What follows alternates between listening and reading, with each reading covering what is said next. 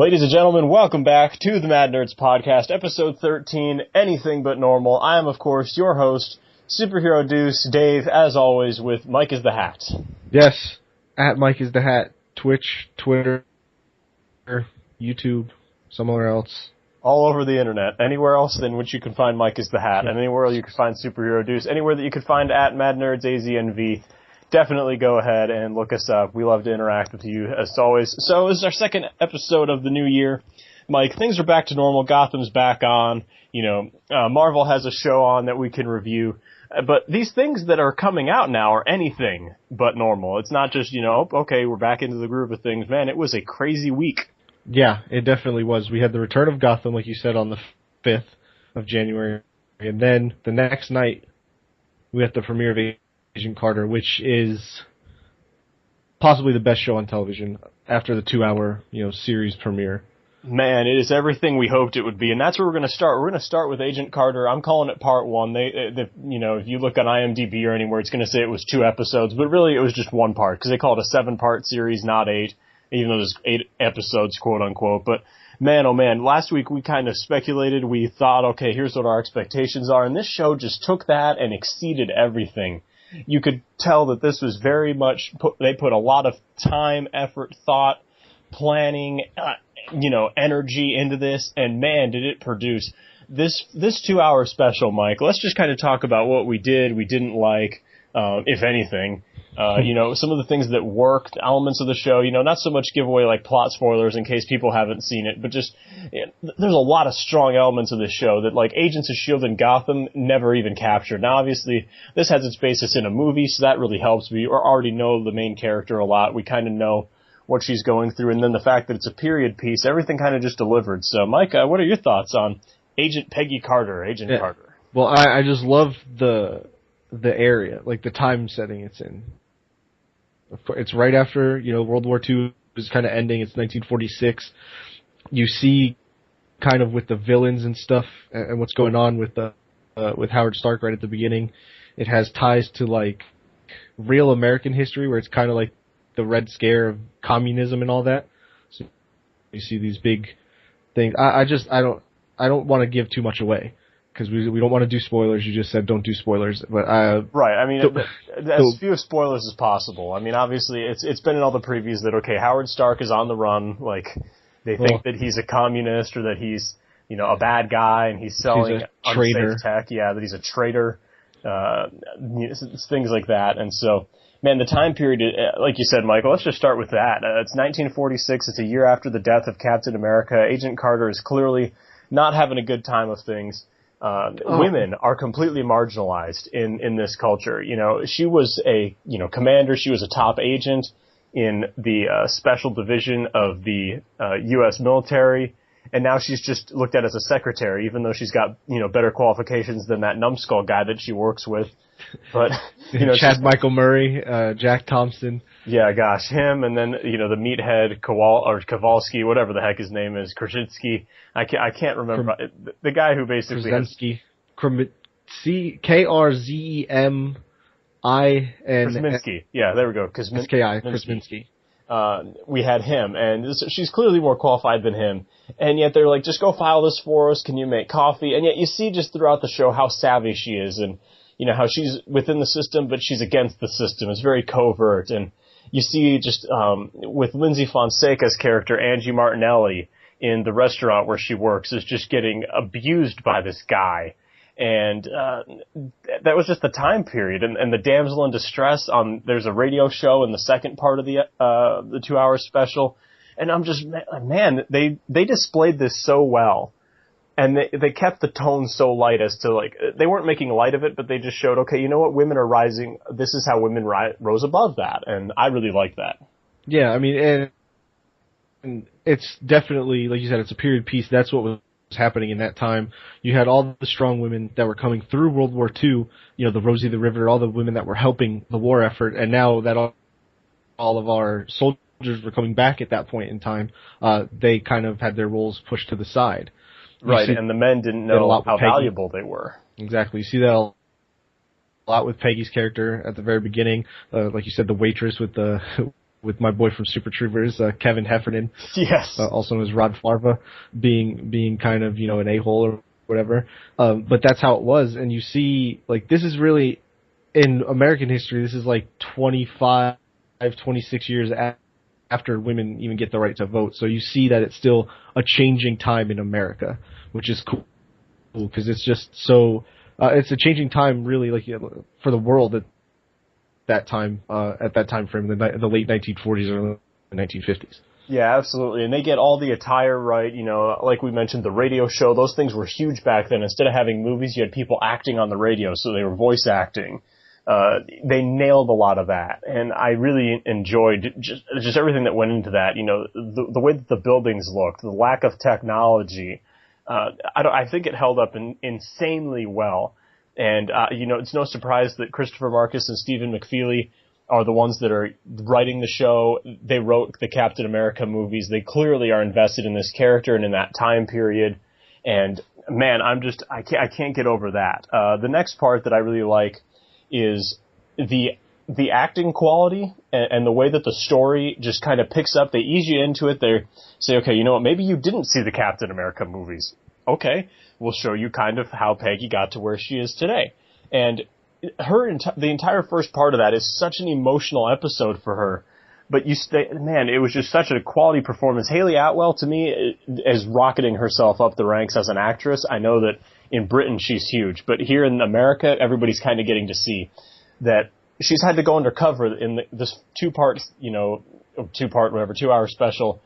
She went undercover twice and did an American accent, and it was different American accents both times. Excellent, man. And then, like you said, Chad Michael Murray does a good job of Enver Gokai, who plays Daniel Sousa. So much good acting out of this. I was very impressed. And of course, I would be in the wrong to not mention James D'Arcy as Edwin Jarvis. Him and Haley Atwell's chemistry drives the show, and it's brilliant. Yeah, that dynamic between the two of them is great.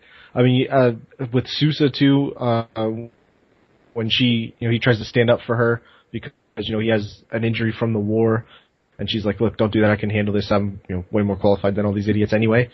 So, she's like, I don't fight back because I don't need to. Yeah. You see them kind of forming some sort of working relationship a little bit. The one girl, Colleen, who we don't get to see very much of, and she's like, Peggy, you work at the phone company. How hard can it be? And then that whole little scene just made me laugh. Yeah. She's taking the gun out, she's putting it together to go to work. It's hilarious. I love it. A lot of fun moments. The humor, specifically between Peggy Carter and Jarvis, is second to none on this show. And then she has, Peggy Carter in general has some really good comedy bits, like you said, with your boy from Super Troopers. There's a scene in the diner that we don't want to spoil because it's just that funny. There's just a lot of good things about her kind of making light of her situation, finding a way to be a good spy, and the different things that she can do. Now, there's a lot of twists and turns that, like I said, I'm not going to give those away, but there is the villain organization in this. They did not go straight to Hydra, which I think is okay. I think that's a good thing because it actually kind of keeps them out of what's happening in the current Marvel universe and allows them to tell a very compartmentalized story for that time period, very much around the Red Scare, which is the Leviathan group. Is a very mysterious group. They have some dark people working for them who don't seem to have the ability to talk. And yeah, you see they all have that scar where they would remove their throat or their voice box, so you see in some smoking commercials to scare people to not smoke cigarettes. Yeah, and you can tell it's just the people who work for Leviathan are very scared. The people that are working for them are ruthless. And so a lot of that's very interesting to me. And a character that is in the show, and I don't consider this a spoiler because you can find this on any website, Anton Vanko is in this show, which is, of course, Ivan Vanko's father, Ivan Vanko being Whiplash from Iron Man 2. And he was deported for suspected communism, and of course he lives in Russia. So I feel like his role in this show is not done yet, and I think we're going to see a lot of that play out into why he maybe got deported and sent back to Russia. I think that could be played out in this show, but the communism element, they haven't come out and said it yet, but you can totally see it's coming.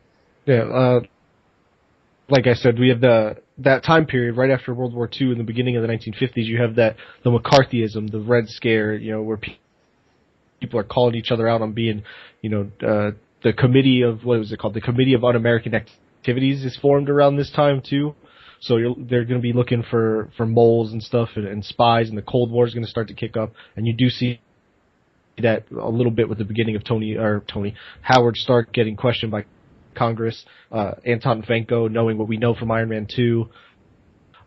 What's funny to me is at the beginning you see Howard kind of talking with Congress, and you see like his smart aleck side, and you see where Tony gets it from. Yep, it took me right back to Iron Man 2 when he's in front of the Senator Committee, and I'm just like, well, okay, like father, like son, this is fantastic. Dominic Cooper bringing it again.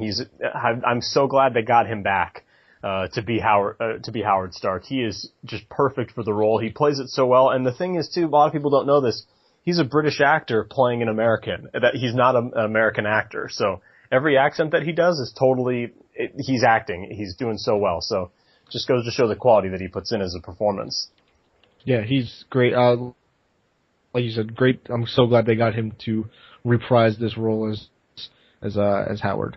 It's a great idea. Yes, and so just to kind of, once again, not to really throw any spoilers out there, but there's a lot of great special effects that are involving Stark tech. There's a lot of great little James Bondy technology that Agent Carter has access to, and I really like that. The creativity involved with some of the things that she uses. She has, a lockpick.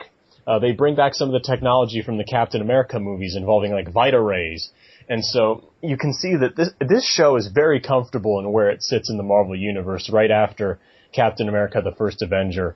And they brought in Roxxon. That was the thing I wanted to get to. The Roxxon oil, oh my gosh, what a drop. I mean, we haven't really looked too much into Roxxon. Of course, Roxxon was involved in Iron Man 3 a little bit. That's where the final battle took place, was at a Roxxon oil thing, and the CEO of Roxxon was kind of semi-involved on the periphery of that. And so, man, Mike, what do you think? Do you think Roxxon is going to? What do you think the Roxxon role is going to be going forward? Do you think that they're tied to Leviathan, or just kind of a red herring to throw the audience off that really do know about the comics? Well, I would move it more towards a red herring. Like, not being a Marvel guy, the first time I heard about Roxxon oil is when we were playing Agents of S.H.I.E.L.D. When we were playing Lego Marvel, I didn't really connect it because I still haven't seen the third Iron Man movie, but I see like how connected it is to the universe now. I'm glad they got the president of Roxxon Oil. Yes, another good actor. His name is Ray Wise. Ray Wise, awesome guy to get to play that kind of Hugh Jones in the show, to play that role. They did a great job of casting this show, and just the whole. There's so much good stuff to say, like you don't want to give any, but you don't want to make it too specific to give all the stuff away for those who haven't hit it up on their DVRs yet.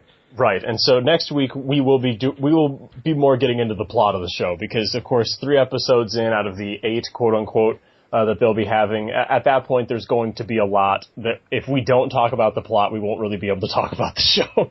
So far we're able to get away with it, but Mike, let's just real quickly talk about next week's episode, kind of just wrapping up our Agent Carter discussion so far. We see that Dum Dum Dugan is going to be coming in, possibly the Howling Commandos. And the vibe that I get from this, Mike, is it's going to be very much like what Agents of S.H.I.E.L.D. is right now, where Agents of S.H.I.E.L.D. is kind of operating under a covert is what I was looking for, operations. They're very black ops. I can see this almost as Agent Carter forming her own team to fight for Howard Stark, because of course they're trying to clear his name. That's what all this is based around. And kind of her working within the SSR, but still having her own team of guys who do respect her, and of capable men like Dum Dum and whoever else they happen to bring in from the Howling Commandos, that I really hope they continue to go down that road. Yeah, I know you were excited for Dum Dum Dugan. Oh gosh, he's one of the original S.H.I.E.L.D. agents. When I think of S.H.I.E.L.D., I think of Dum Dum. And of course, he's a brilliant actor. Neil McDonough, who plays him, is so good in the part, and he just looks at the part, with the hat and the mustache. It's just, okay, you won me over. You got Dum Dum next week. All right, party time. I'm happy about that. Yeah. it's just so great. I don't know. I'm trying not to do any spoilers because I mean I was watching it right before we started to record here, just to kind of get caught up. I hope that the next episode with Dum Dum and all the guys, and like you said, it does look like the Howling Commandos, or at least a team that Peggy's getting together to try and fix the wrongs that her organization, the SSR, is putting on one of her friends, Howard Stark. Yes, and so just kind of to wrap it up, the TV ratings for this show were pretty comparable to Agents of S.H.I.E.L.D. We don't necessarily need the exact numbers, because obviously the DVR numbers will change things a bit. But, Mike, what would you give this show as kind of just an overall rating from what you've seen from the first couple episodes? How would you rate the show? 9 out of 10, easy. I would say 11 out of 10, but then I feel like there's no room for improvement. Right, which there is. There totally is. There's always room for improvement in everything, but 9 out of 10, it's definitely a great show. Acted well, cast well, the setting is amazing, the story is what, if you're a Captain America fan, you should like this. They just do it. Marvel does such a great job of all their stuff on TV and on the big screen that it's just, it lives up to its expectations. Yeah, absolutely. And I'm glad that this is a shorter thing because you can tell a short story and you don't have to try to draw out, everything like you do with a 22 episode show. So this is, once again, brilliant move by Marvel. I'm going to go a little bit higher, and I'm going to kind of explain it. I'm going to go with a 9.5 for now, because in these first couple episodes, the directing was done by the head people of Marvel. Louis D'Esposito directed the pilot. He was very heavily involved with the show all around. And then you had Joe Russo, who of course was one of the directors of Captain America: The Winter Soldier, directing the second episode. So very strong on that. The special effects, which a lot of the times the TV effects and the technology that we're talking about, it can come off a little cheesy or, looking a little bad. You didn't have that with this show, which was weird. But it was refreshing. It was so funny, but it was serious when it needed to be. It deals with all the issues of the time, and I think there was a couple little things that kind of missed with me, that I didn't particularly like. But other than that, the show for me, if it stays this way and maybe just gets rid of a couple of little stupid things that they threw in, I'd be okay with it. I just really love the show, and I'm super pumped with where this show is going. Yeah, very excited going forward.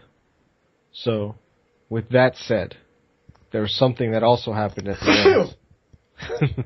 Something that also happened at the end of this episode that we've been waiting for a little, what was it, like a week maybe, because they did the microscopic ant-sized trailer. Yes, and now we got the full man-sized trailer. Yes, the Ant-Man trailer. Yeah. What did you think of Paul Rudd and Michael Douglas, right? Michael Douglas as Hank Pym. Yeah. I think that Marvel has mastered the art of doing a tease that gets people excited about characters they didn't think they would ever like. Because, Mike, just even in nerd culture, but specifically in the public, Ant-Man is the butt of so many jokes. Oh, what's he gonna do, rob a picnic? Like, the thing is, people who make those jokes seriously have never seen Ant-Man. They don't know about his power set. And that kind of bothers me, because now, guess who's on the bandwagon? Oh, the public, Paul Rudd's perfect for the character. You didn't even like the character.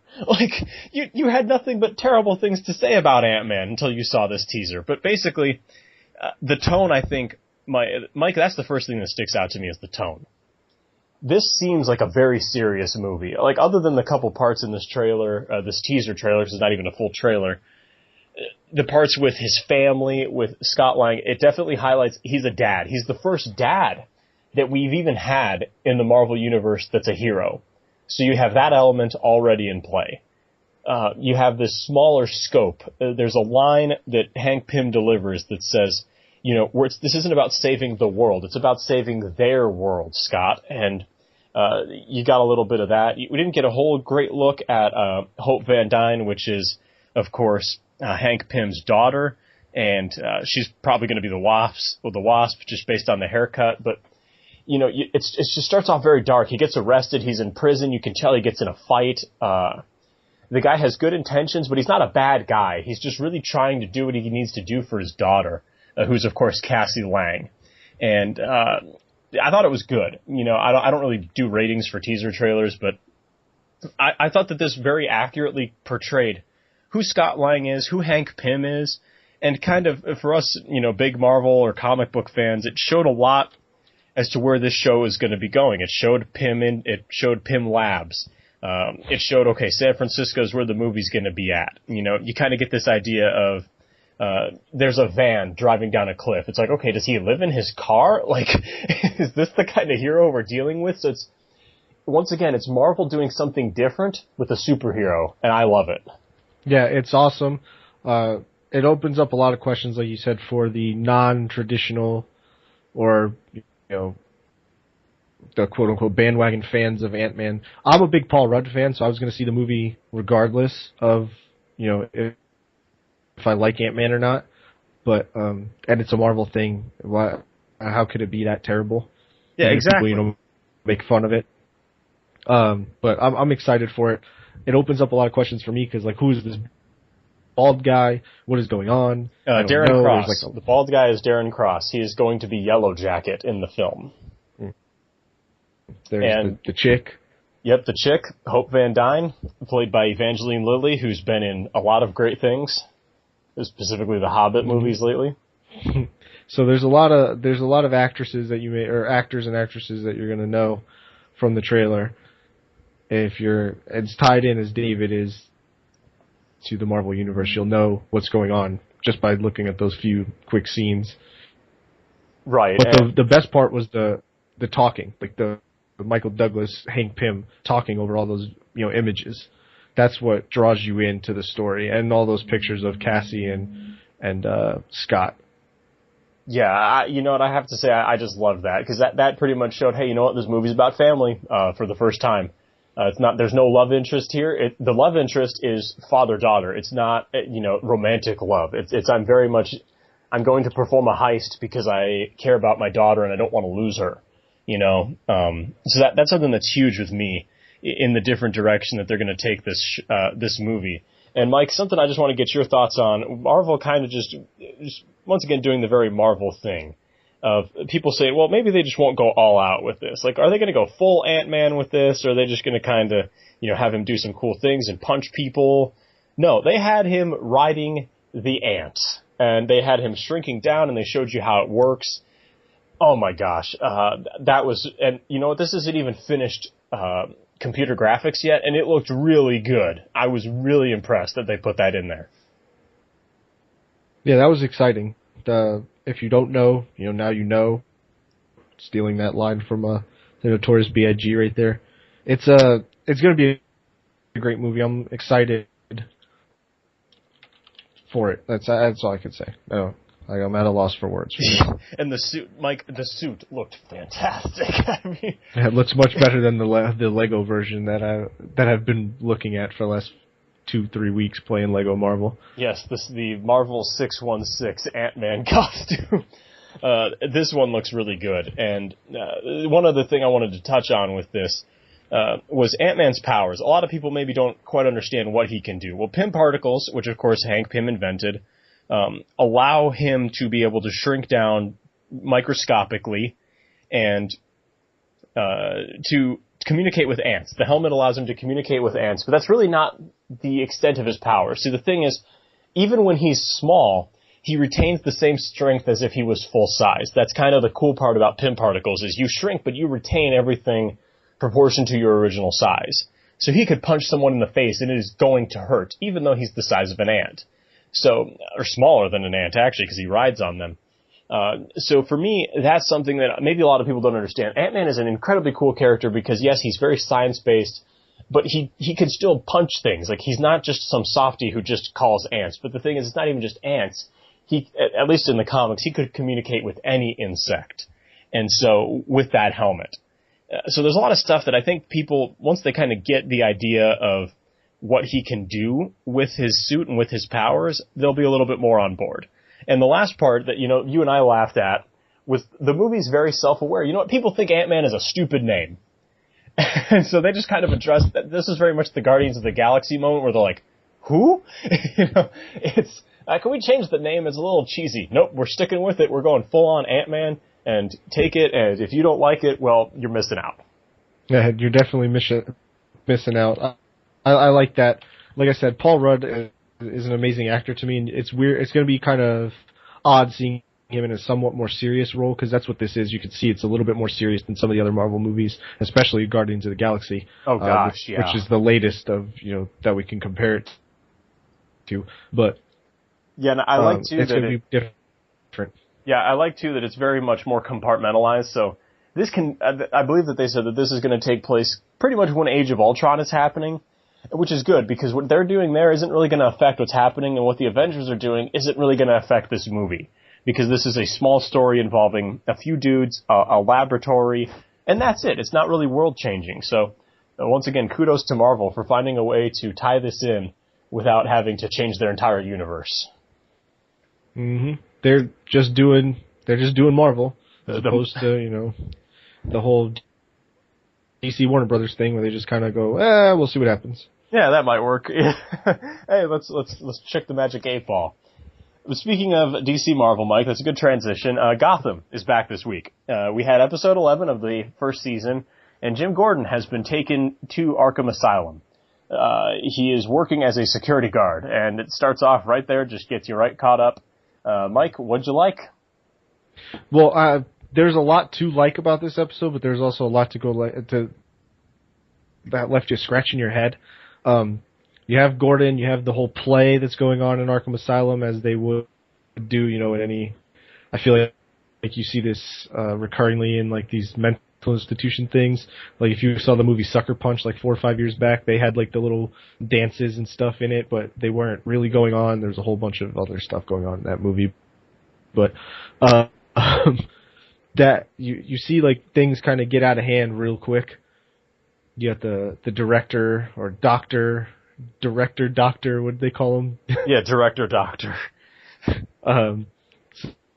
So he's there doing his whole thing, yelling at Gordon for being, bad security guard. Ever since you got here, things have gotten worse, blah, blah, blah. So that dynamic, you see him kind of get mean. Very early, Jim's continuing to get, the crap shoveled onto him.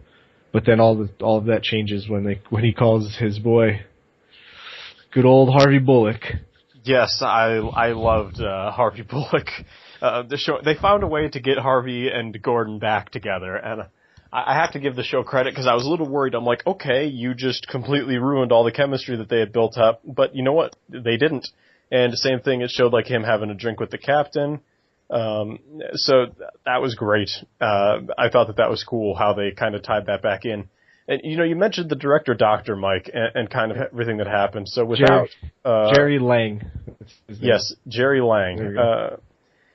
The idea of him kind of being hard on Jim, yes, absolutely. But the thing is, there was a moment in this episode that Jim Gordon realized he didn't have all the answers. He was convinced it was a staff member, but it actually wasn't. It was an inmate.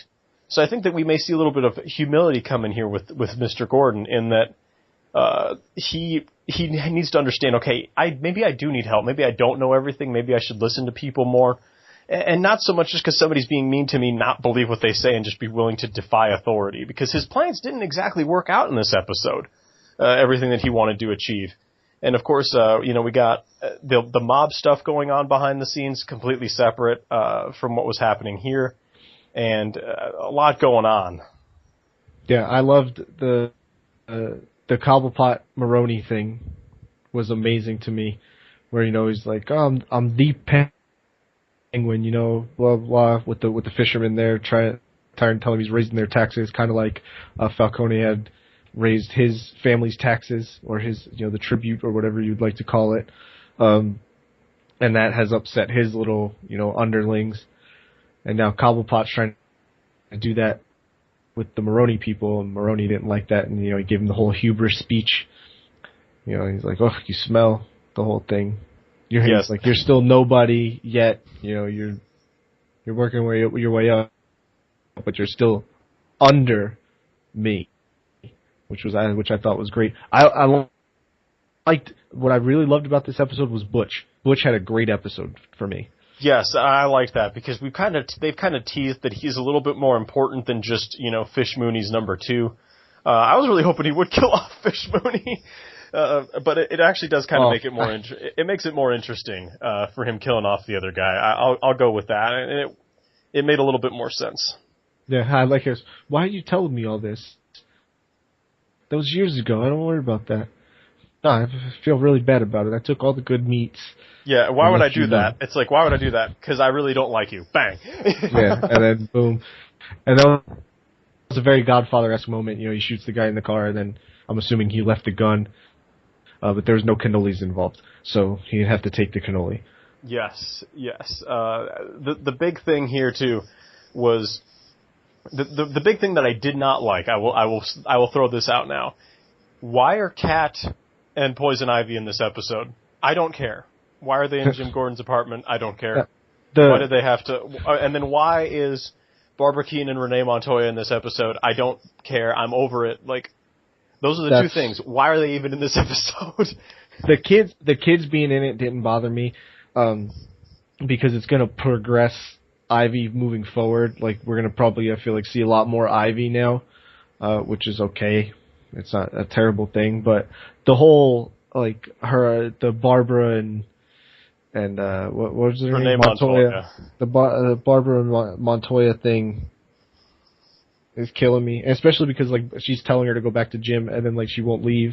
Barbara won't leave, so she calls Jim's house, and then the kid answers. That's where it kind of went, like, oh, here we go with this now. Like, oh, this is just stupid. Like, why are you, like, what audience are you trying to please with this? Like, seriously, we don't care anymore. I don't know. That's, but I feel like it's a little bit of foreshadowing to Ivy and Catwoman's, like, weird relationship that they have going forward in the comic books, where they have, like, this weird thing. But yeah, if they would have just shown, like, a little shot of them kind of being together, I wouldn't have minded that. They had just too much involvement for my liking. I know that's probably a little bit of a reach, but, I'll end on one thing that I did like, and that was the fact that we didn't just have a freak of the week. We had a freak who's now going to be going forward with some muscle, too. You have the Electrocutioner with his dude in prison, and I will say this, too, Arkham really delivered. Those are the kind of lunatics that I picture being in Arkham Asylum, and it showed. It was good. That was great. You know what? I'll give the showrunners credit. The mob stuff at Arkham so far have delivered. Yeah, that was amazing. So we have Jack Gruber, the Electrocutioner, who is rooted in DC Comics. Now, that wasn't his original name. Lester Buczynski's the comic book Electrocutioner, and they mentioned that he had a brother that was the original Electrocutioner. So this is for all of you who aren't in the know in the Batman universe. So now this could tie into that. They could say Jack Gruber is Buczynski's brother if they happen to bring back the Electrocutioner at some other time after he's caught, because obviously he's going to get caught. It's Batman, or a TV show. He has to get caught eventually. Now, one person that's going to stick around, I think, is Aaron Helsinger, which is Jack Gruber's little muscle there, who is actually very well rooted. That's his exact name, and his like little power set that he has in the DC Comics universe as amygdala, or whatever, however you want to pronounce it. I've heard like 6 different pronunciations. I was on dictionary.com and all that today, like looking up the correct pronunciation for the word. Yeah, I think I've always heard it as an amygdala, but you can go several ways. So he has, his brain has been messed with now, as we saw through the electroshock therapy in the show. And that's why he has no, like, bearings on what he's actually doing. He just has, like, these wild fits of rage. And you see him in, like, the Batman Nightfall comic. That's where I know him from, is that storyline. But there he is. We have 2 actual Batman villains now getting their origins in the show. A lot better than, some of the other things that they've done. Yeah, and these guys actually make some sense. Exactly. And we also had Dr. Leslie Tompkins, who's another comic book based character, but she was in the comics. She was actually friends with Thomas and Martha Wayne, not a young doctor. So she actually helped raise Bruce with Alfred. I would like to see if they actually did that, but based on her age, it's probably not Yeah, I see her more as somebody who, that whole, like, Jim Gordon, he's not with Barbara right now, is there going to be some kind of tension with them? Once again, I think it's kind of unnecessary, but the show delivered. We finally get a villain who's actually going to stick around and provide a threat for more than an episode, And of course, Zaz is still out there. Falcone wasn't really in this episode, but he had his fingerprints all over it. So Gotham for me, if I'm going to give it a rating, I'm going to go with a 7. I thought it did a lot of things well. There's a lot of stuff that still works. Just keep kind of weeding out the things that don't, and the show's going to start getting a lot stronger. And I think now that we know that it's going to be a full season of 22 episodes, they can start telling more long-form stories. You don't need a freak of the week. You can kind of play things out over time and build up some of these characters. Like, I think next week we're getting the Riddler back, Edward Nygma, and they're going to have some stories involving that. So I wouldn't mind this. I think this would be okay, because ultimately they do need somebody to go at Arkham. They need a doctor now. They need a few different things at Arkham, because that guy basically laid waste, the electrocutioner basically laid waste to the staff. So we'll have to see how this goes going forward. Yeah, I'm going to go ahead and give it an 8. Its viewership and all that stuff is right around where it was before, it took its little hiatus there. So not going to mention that. Yeah, but 8 out of 10. It is on a 2-week break. We need to mention that. It's not on this week. It will be on in 2 weeks, though. Yeah. So I loved Butch. The Penguin thing's still going on, which is awesome. I like that we are actually, like you said, getting villains that are recurring now. They're not going to be one-shot, one-offs. I like that both of those villains are actually rooted in the comic book history. Yes. About much better. That could do without, like we said, the little love triangle thing. But Gosh, yeah. Overall, I think this show is moving very much in the right direction, and I want to continue seeing it as such. Yes, and Mike, you mentioned the comic books, and you're the avid reader of the Batman stuff. You are our Batman expert, our DC guy on the show, and as we always do, we like to talk about what we read, what comics are we into, what's going on in the respective universes. So we'll start with you, man. What'd you read? What's been going on this week in the DC and the Batmans and the Future's End? Yeah, well, no Batman this week. Did catch up on the Future's End.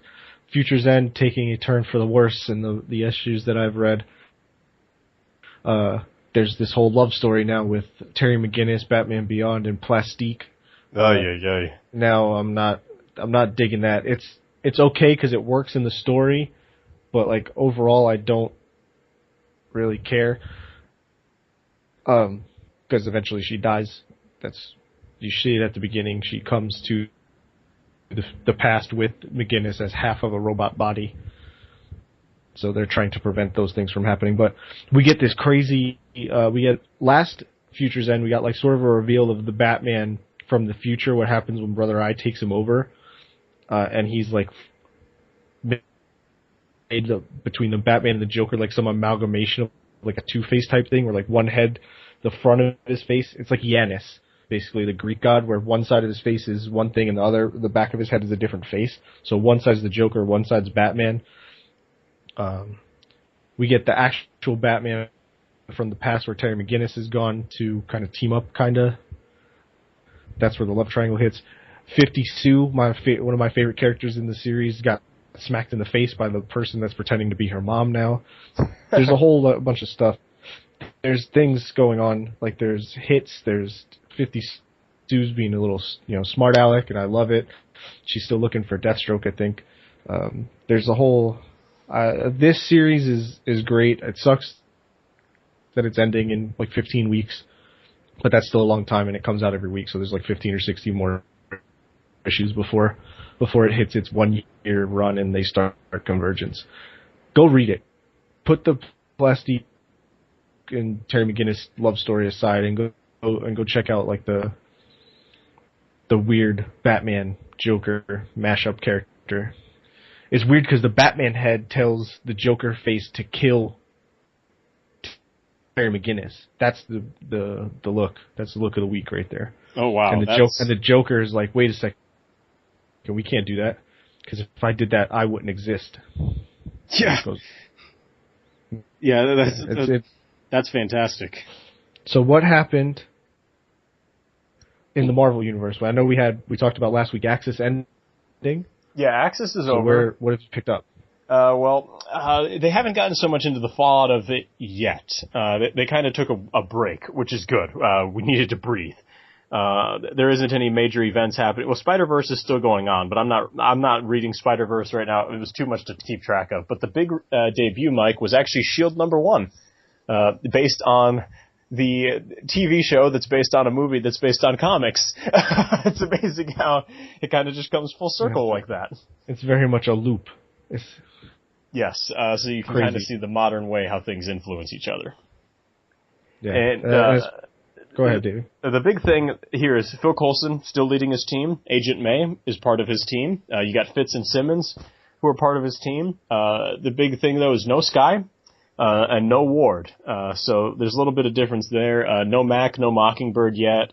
Nothing like that from this season.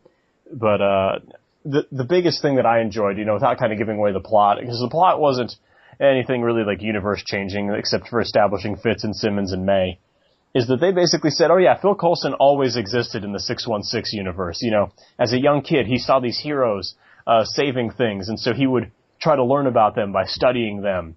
And so basically what they came up to is Phil Coulson knows everything about every hero in the Marvel universe. And so that's what makes him such a great S.H.I.E.L.D. agent, is he knows all of their abilities, so he knows which hero is the best to fight in which battle due to their abilities in that situation. So basically Phil Coulson, ultimate comic book nerd. Yes, Phil Coulson, ultimate comic book nerd, ultimate superhero fan, and good S.H.I.E.L.D. agent as a result. So that was a really fun story. I thought it was great in their way of basically saying, yeah, Phil Coulson's always been around. We just haven't really needed to show you who he is. He's the one who deploys all the heroes to where they need to go based on their abilities. And they showed some panels where he's like, as a kid, he's trying to figure out, okay, Hulk angrier equals stronger, question mark, and I just loved it.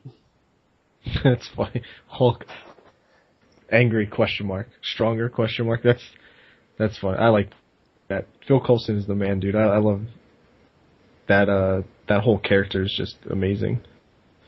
Absolutely. And then the other big reveal was Ant-Man #1. Scott Lang's new book is out, and it kind of shows that he's trying to get a job as a security specialist at Stark Industries, and he is in kind of trying to get the job against a couple different superpowered candidates, and he realizes that he needs this job to keep Cassie Lang and his ex-wife, her mom, in New York and around, and because he just got out of prison, go figure. And it looks very much like Paul Rudd, looks very much like the movie suit. I'm okay with it. It looks fine. And so he ends up breaking into Tony Stark's house to try to get the answer to the test for the next day so that he can be prepared and he can win. And Tony Stark actually catches him and says, this was actually the test. Anybody who wanted this job bad enough was going to break in here, and that's the kind of person that I need. So he's now working at Stark Industries, which is great.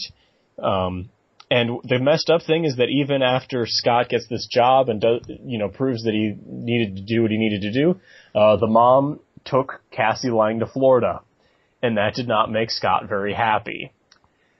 And or wherever they were, I'm not sure if they were in the West Coast or the East Coast. I forgot, drawing a blank. But this comic is great. Honestly, this is a great comic to read leading up to the Ant-Man movie. Totally go pick it up. Really good Ant-Man #1, reviving the character. That's awesome. I'm excited for the movie, and of course, I'm glad it gets its own book too. That's always a big help to boost the movie up a little bit as well. Yeah, absolutely. And then, of course, Superior Iron Man is still going on, and the Daredevil has his sight back. I haven't finished reading that book yet, but next week I'll have the full review. The Moon Knight storyline continues to be good. The FBI was, they were collaborating with this therapist of his to try to capture Mark Spector. And Mark Spector just beats the daylights out of a bunch of people. It's a typical Moon Knight story. It's great. Honestly, go pick up this book. It's so good. I love Moon Knight. I love what they're doing with the character, and I think it's in preparation for him to maybe get a Netflix series at some point, or be part of a Netflix series, because he's just perfect for that. But The biggest news in a comic that I did not read, I will say it right now, I did not read it, but in Amazing Spider-Man number 12, Uncle Ben, the only character to really stay dead. As the saying goes, nobody truly dies in comics except for Uncle Ben. Well, Uncle Ben is back. And I'm not quite sure where they're going with it. Like I said, I didn't read the comic, but I'm going to now, because I literally just saw that headline like a day ago that they brought Uncle Ben back, so I can't wait to see where this is going to go. I'm really curious. But a good side on the Marvel Week. Not a whole lot of event stuff going on, unless, of course, you're into Spider-Verse. Very strong books. Very individual, though, and I think that's an okay thing. I'm not against that. I think that's an okay thing. Yep. Can't knock them unless you read them. In those cases, like with the those are for the hardcore fans, right? The people that don't necessarily want to just read the events. They want to read everything that's offered by a company, and so those books are for some people and they aren't for others. Yeah, absolutely. And so kind of just tag teaming off of that to wrap up our comics discussion, Mike, I want to just run down the top 10 comics of 2014 and just to kind of summarize, okay, what books sold the most in the year of 2014. So I'm going to start with number 10 and just kind of work our way up. So the number 10 was Superior Spider-Man number 31, which was the final issue of that series. Superior Spider-Man, that's surprising that it's that low. If it was a final issue, you'd think that it would be a little bit bigger, but it is what it is. Yeah, I think a lot of people jumped off too early on that book. It started to get good at the end, which is unfortunate that a lot of people weren't following that. Number 9 was Death of Wolverine number 3, which was the penultimate issue of the 4-part series. Yep, not surprising, really. Yep, and right in front of it, number 8 was Death of Wolverine number 2. I wouldn't be surprised if the whole Death of Wolverine thing was on there. Yeah, you might be onto something, Mike. Number 7 was Original Sin number 1 of the Marvel series. A lot of number 1s tend to make this list. No surprise at all. Yeah, people usually jump on the bandwagons there. They hear something, oh man, this artist is doing that new book, let me go check it out. Or there's a new writer that I like that's coming into my series that I read. Yeah, and starting their own series. And in this case, it's like, somebody killed the Watcher, and it was their summer series. So, you had a lot of people like, maybe I'll pick up a comic book or something. A lot of kids off from school need something to do besides play video games all day.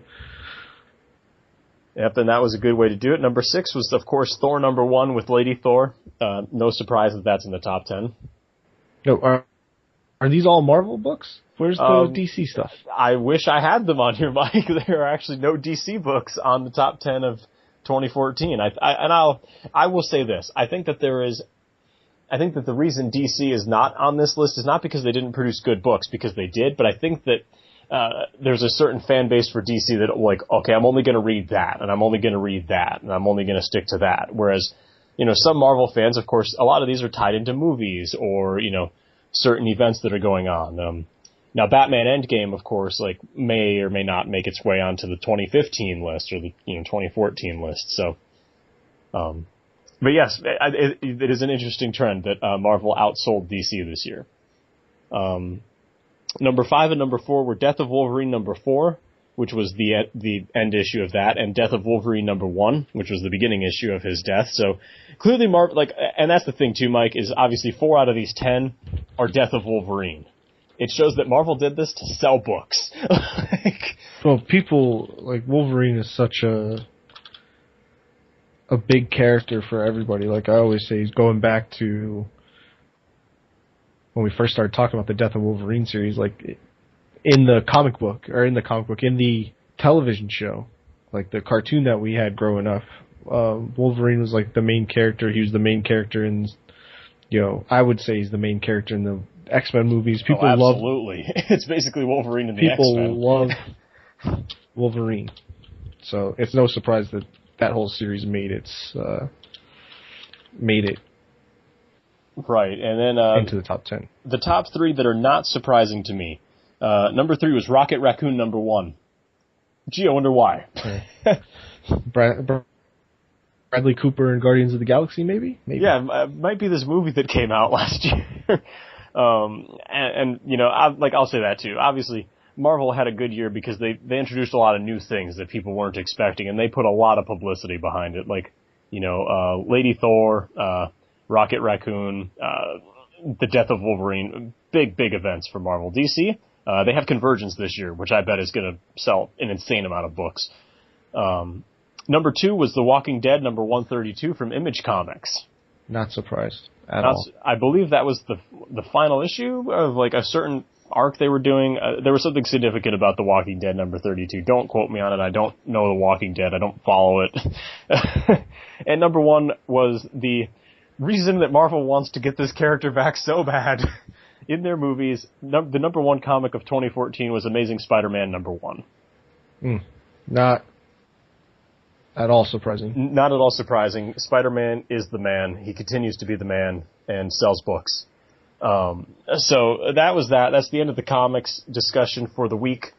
We've talked about DC and big things happening this year. Well, there might be some more potential things happening this year. If the rumors are indeed true, Batman v Superman may be getting split into 2 parts, with the first part releasing in October of this year and the second part releasing on its scheduled release date in March of next year.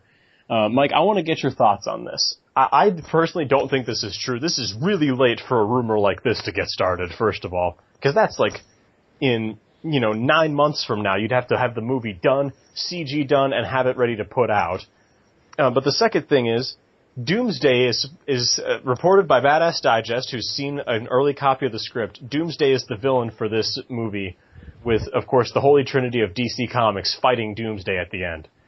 What are your thoughts on all this, Mike? I mean, especially as a Batman fan, and Batman is supposed to be the key of potentially part 1 of this, but definitely the key to this whole movie is Batman assembling the Justice League. Yeah, well, if they're going to put Doomsday in it, obviously it's a Superman movie, it's not a Batman movie at that point.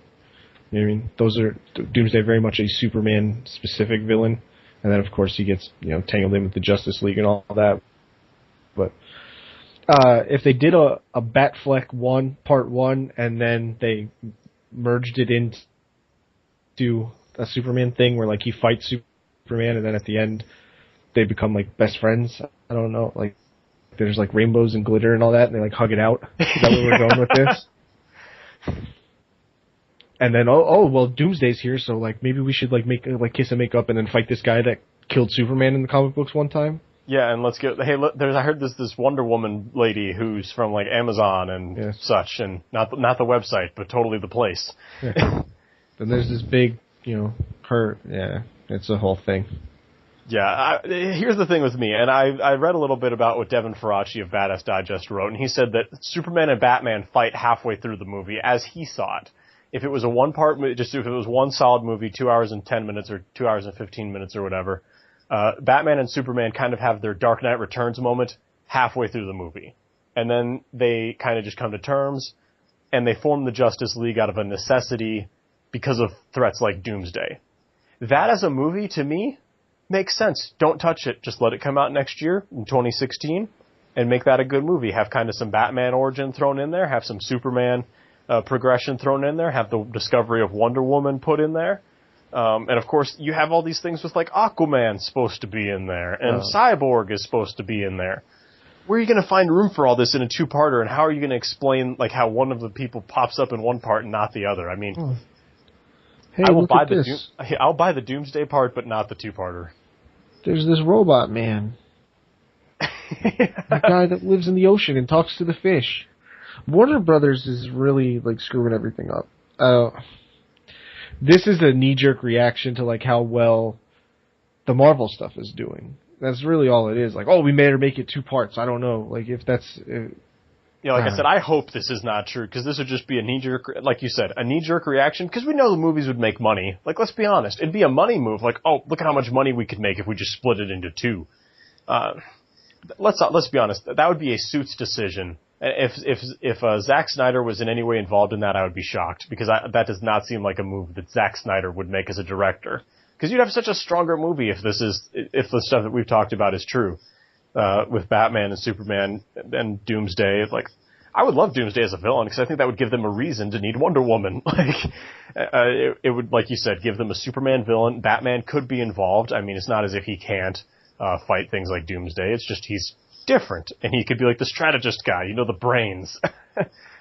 No, he makes the gadgets and stuff for them to try and use or whatever. Like, if you go back and look at the fight that Batman and Superman have in The Dark Knight Returns, and he did that, and like you replace Batman fighting Superman with Superman fighting Doomsday, and then all this other stuff going on around it, that makes sense. Like, Batman helping Superman and with all these little things, like, okay, move the fight this way, so we put him in this area so that we can use this gadget or whatever. Like you said, very much a strategist. Yeah, move the fight away from the city. Let's start there. I mean, you see that in the Batman Endgame comic too, where he's like, okay, these Justice League people are attacking me. I need to move this fight this way, away from, like you said, all the people that live in the city. You know what? Screw it. This is Superman. We're just going to break everything. Yeah. And then we're going to do Carl's Jr. commercials. Yes, and IHOP and, whatever the heck. And my big thing here, too, is, if I'm remembering correctly, Doomsday is threatening Gotham as well as Metropolis. And so, obviously, Batman would need to be involved. He's Gotham's protector, unofficially, officially. So that would be big. And, I think that's about all I have to say about it. I just hope that the rumor is not true about it being split into two parts, and I hope that the Doomsday rumor is true. Because it's not quite as big as how big you could go with somebody like Darkseid. And yet also it's a threat that would be imposing to Batman, Superman, and Wonder Woman needing to come together. This is very much true. All right. But as you can see, the thought of Doomsday in a two-part Batman-Superman movie makes me yawn. Yes. Well, not so much Doomsday, but definitely the Doomsday in a two-part movie. All right, so real quick, before we kind of wrap up the show and get to our final thoughts, we do have some quick hits that we want to get to, just some quick news. Daredevil, Mike, we're excited for this Netflix show for Marvel. They finally have a release date for this. All 13 episodes will be available on Netflix April 10th of this year. Yeah, so that's 3 months from today. We're recording this on the 10th of January. So in 3 months, we'll be able to watch Daredevil. Thank you very much, Marvel, for the wonderful birthday present. My birthday is April 10th. I love you for it. And I appreciate, Daredevil being on the streets of New York, in Hell's Kitchen, doing his work against the Kingpin. Hopefully, it doesn't suck, but it shouldn't, because, once again, it's Marvel stuff, and they haven't dropped the ball with anything thus far, so. Yep, like we said, everything we've heard about this is positive. It's very dark. It's very street level, very focused on origins of Daredevil, origins of Kingpin, Kingpin's life as a crime lord, Kingpin's life as a man. You have Daredevil's progression from just a street ninja to like a costumed vigilante. Matt Murdock, of course, as an attorney. You have all those good things going on, and they've said it's basically as close to R as you can get without being R, as far as the violence and the tone and everything that happens. So, looking forward to that, and that'll give you about 3 weeks until Age of Ultron comes out. So, perfect timing for that. Yeah, they're not playing games. You have Age of Ultron, you'll have Ant-Man coming out around, a couple months after that. Like, it's good. It's a good time. Yep, Agents of S.H.I.E.L.D. as well will still be on TV. Yeah, everything from Marvel is lining up perfectly. Yes, and, sticking with the movie side, Age of Ultron, the full trailer is debuting on Monday during the College National Championship. So, hopefully you hear this podcast before that happens, but the College Football Championship on ESPN starts at 8:30 Eastern. Tune in. They didn't say when during the game it's going to show, but definitely tune in. You're not going to want to miss it. I will have a full trailer breakdown probably on the channel with some frames from the trailer. That is my plan as it stands right now. Hopefully I will be able to deliver on that little promise. And then kind of going to the DC side of things, we got some news that Viola Davis as Amanda Waller is going to appear in multiple films in the DC universe, not just the Suicide Squad. Well, she makes sense because Suicide Squad's tied into so much. Because the villains are from everybody's rogues gallery, you'll get a touch of Amanda Waller here and there, and then still wishing that Oprah Winfrey was there, so you could get a bomb, and you get a bomb, and you get a villain, and I'm in this movie, and I'm in this movie, and you could be in this movie, and like And we're gonna go help That's the not gonna poor. happen. We're gonna send the Suicide Squad to help the poor with their bombs. But not as that probably sounds, you know? And everybody gets a car. Yes, we're gonna give the poor the cars and money. Yay! Everybody's tax bracket goes up. Yes, so that's that. Once again, like you said, makes sense. You're not going to get rid of Amanda Waller. Yes, she's kind of sleazy, but she's not your typical villain. She kind of works for an agency. She's not going anywhere. She's probably going to end up working with Lex Luthor, I'm guessing. And then Gambit, the Channing Tatum film, has an official release date set for October 7th of 2016, giving the X-Men franchise with Fox 3 movies coming out next year, with Deadpool coming out early in the year, and then X-Men Apocalypse coming out in the summer, and Gambit coming out in October. So big year for the X-Men universe, really developing next year. Yeah, now it's good. I want to see how they tie Deadpool, X-Men, and Gambit all together, because they all do, intertwine at some point. Obviously, Gambit's an X-Men, but some people might not know that Deadpool is involved with the X-Men as well. There's all types of other stuff that can go on with that. I'm looking forward to the Gambit movie because Gambit's one of my favorite characters because he throws playing cards that explode. Yes, so, and his southern, he's got his Creole and his bow and lots Channing of Tatum. Yeah, Channing Tatum. I think he's going to be good for the part. I know a lot of people think of him as this typecast guy. You know what? If you saw 22 Jump Street, the dude can act, okay? And he's doing this movie right now with Mila Kunis. Its name is escaping me. Jupiter's Ending, I believe, is what it is. Looks like he's another acting part of that. That's not a romantic comedy. It's not just a romantic film where he's just the eye candy. Like, he can act. And I think he's going to be perfect for it. He's a ladies' man. That's what they need for Gambit. Gambit's a ladies' man. Oh, more sure, My name is Jeff. Yes. Yes. And so Jupiter's Ending is also rumored to be where the Batman versus Superman teaser may be attached to it. So I just may have to go see Jupiter's Ending because the Fantastic Four trailer is alleged to be coming out soon as well. We haven't heard a lot of great things about that movie. Actually, we haven't heard much of anything about that movie. Makes my head hurt even thinking about that movie. Gosh. I just wish they would have just sold the rights back so that we could have the Skrulls and Secret Invasion and everything, and Doctor Doom and Galactus and Silver Surfer and Avengers, Illuminati, everything. Yeah, just give the rights back, please. But they won't do that. They would never do such a thing. Why would they do anything? That would make so much sense. But that's kind of the quick hits of the news, and we just got a couple things we're going to wrap up on right quick. We normally do the rants of the week, and I'm not quite sure we have anything to really rant on, but I know, Mike, you wanted to talk about some stuff that's going on Twitch as well as with Lootcrate. Yeah, so it's a positive rant, let's put it that way. Yes. This needs to happen. More people need to see this. It needs to be publicized more. I guess they raised over $1 million last year, and they're somewhat close to $1 million this year. Let me check the official number. But there are these people on Twitch, Awesome Games Done Quick. They do speed runs of games and try and raise money for the Prevent Cancer Foundation. They're currently as of this recording, at about 4:30 Pacific time on January the 10th, which is the last day, $770,000 going to Prevent Cancer Foundation. Now they go and they do speed runs. They try and play your favorite games as quickly as they can. They've played Zelda. They're playing Batman, Arkham City on stream. They're playing Game Boy games. They did Pokemon.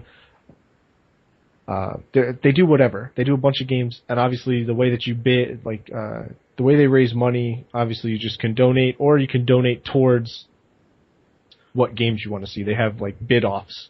Well, if this game raises more money than this game, we'll play this one over this one.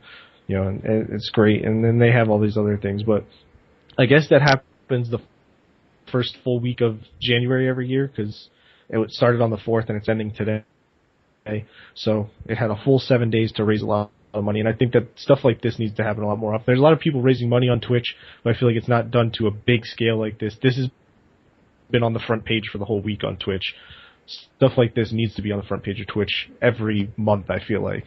Get stuff like this publicized. So if you're listening out there and you know that you're trying to do something, let us know. We'll talk about it.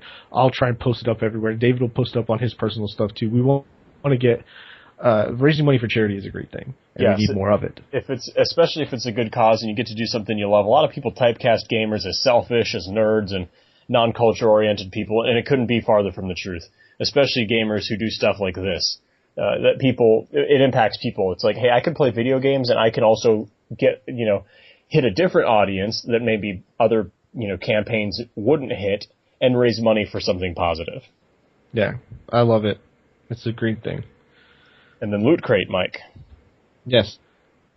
So our nerdy things continue, like I said last week, and you'll probably hear at the end of the show at least once a week. Maybe just once a month, but yes, we just want to get it out there in these first few episodes of the year, so that you know about it. Those of you who do listen to the show. Right. Currently, like we said, it's the January 10th, which means you have 9 days to sign up if you want to get a January Loot Crate, which is a rewind crate, which is going to feature some Star Wars stuff, a lot of stuff from the 80s. They're saying retro video game mashup characters, so I think that means we're going to get another exclusive Funko Pop vinyl. Much like the Joker Batman we got last month. So remember, it's $13.37 plus $6 shipping and handling if you do it for 1 month. And if you're going to do it, sign up using the link that's provided in the video description or wherever it is. It's on the iTunes page now. Use it. Help me raise a little bit of money that way so we can start getting some free stuff.